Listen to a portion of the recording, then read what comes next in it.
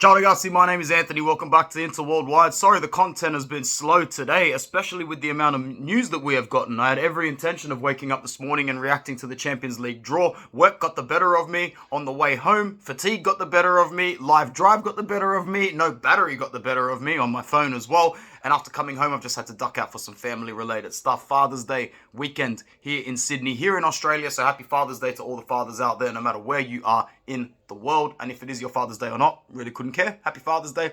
Every day of the year is a parent's day, right? Respect to you for all the work you do for your lovely kids. So let's talk about the thing really quickly. 4 minutes, tops, 5 minutes, even better. I forget what letter it is. It might be F. It could be G. It could be F. It could be G. We are not in a group of death. Probably for the first time since we returned to the competition. We might not have been in the deathiest group of death under Spalletti or under Conte, but we never had an easy draw. You caught Madrid. You caught Barca in their prime. You add a little Tottenham Hotspur that were making Champions League finals, but were in the group stage with us. You know? You add a Dortmund with an Ashraf Hakimi in there at the time. Things have never been easy for us in the group stage, let alone last season, where we dug ourselves out of the depths, the deepest of the group of death, I should say. Bayern and Barca, and we did the business over Barca, 4 out of 6 points.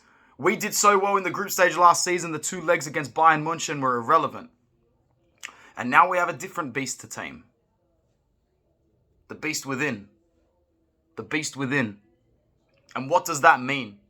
It means that you don't go into your group stage knowing that we're underdogs. Let's prove everybody wrong. No pressure, no pressure. That's a no pressure situation. You know what is pressure? When you are the second seed and your top seed is Benfica and your other seed is Real Sociedad. You know? RB Salzburg. These are teams that are beatable on our mediocre days. And I'm not saying it's going to be easy. Anyone who watches this knows I'm as pessimistic as it comes. I fully expect us to go to Lisbon and get our asses handed to us in the group stage by Benfica. This ain't no knockout game. They'll be up for this more than we will. Their home game. I've looked at the fixtures today and I can almost pinpoint where we're going to drop those points. We will drop to Benfica, as I'm pretty sure one of the Benfica fixtures falls in between Juve and Napoli in the Serie A calendar. Benfica will be tough. So will Salzburg, because they'll play with everything. This is their golden chance to prove themselves as players, as managers, as backroom staff. RB Salzburg are going into this game not even doing it for RB Salzburg. They're doing it for themselves, individually and coherently. They're a team to be feared. Real Sociedad, one of the teams I would have preferred to avoid in the last pot, but at the same time, I really wanted to avoid Gala. I really wanted to avoid Union Berlin. I like Union Berlin. I like Galatasaray. I follow both of these teams in their respective leagues. Legit. I don't have time to watch it, but I've been an Union Berlin fan since 2016. Even when they weren't in the top division, I just didn't pay attention until they got into the top division. Love the city of Berlin. Couldn't bear the thought of following Hertha Berlin or any other German side. Shout out Dara if you're watching this. Galatasaray was a team that when I was 6 years old in 1998, 1999, they were doing really, really well. I think they had Hakan Şükür in the team at the time, or maybe even just a little bit later. I know his name you're not even allowed to say on camera anymore for some reason. Oh, I know the reason. But I remember having conversations with my uncle, my Zio at the time. Like, Galatasaray's a great team, aren't they, Zio? He's like, yes, they are. They're a great team. So that's where I really started to take to notice Galatasaray. And I've taken a special notice for them, especially the last 3-4 years again, because they keep building these squads based on bad boys. And we will face the bad boys. And there's one name that we can't... Sorry, I was going to say we will face the bad boys if they are to progress, I feel. I feel the stars are aligning in this Champions League. That's what I was leading on to, because I couldn't help but glance over the other groups and see Sandro Tonali going back to Milan for a game and seeing Gigi Donnarumma going back for a... Football is mad, bro. It's mad. So anyway, my predictions: Inter top the group, Benfica second, Sociedad third, Salzburg fourth. I could be completely wrong. We could bomb it. Who knows? Dave Klassen. Hey?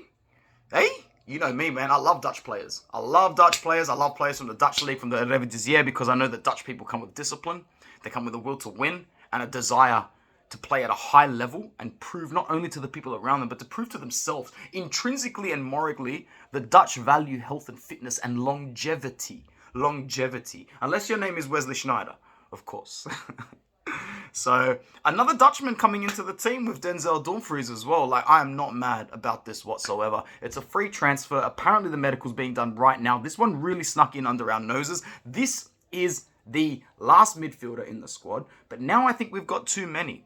And I said this in a couple of comments today in the chats. Like, had we signed Klassen 2 years ago, 3 years ago, 4 years ago, I would have been all over this like a bad rash in summer, man.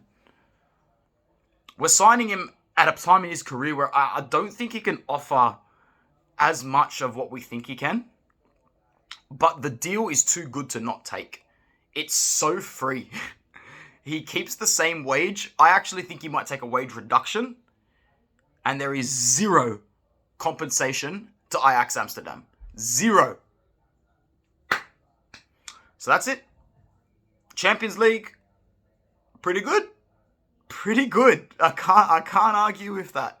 After the groups that we've been dealt with the last few years, after the group stage where we drew Ajax and had to redraw Liverpool, after having to go through Barca and Bayern last season, and before anybody says we had an easy run, yeah, well, we went through last year's Portuguese champions, this year's Portuguese champions, last year's Italian champions, and had to face off against the treble winners in the final. No such thing as an easy run in the Champions League when you get to the final. No such thing. Just like there's no such thing as an easy group. And if you're really, really second-guessing yourself, go ask any of the Juventini experts that decide to say that we've got an easy group now after they've spent the last 5 years going out as clear favourites to everybody.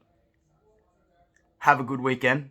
I will see you after Fiorentina, not before Fiorentina. I'm sorry, I'm busy. Forza Inter, Forza Inter worldwide. Ciao.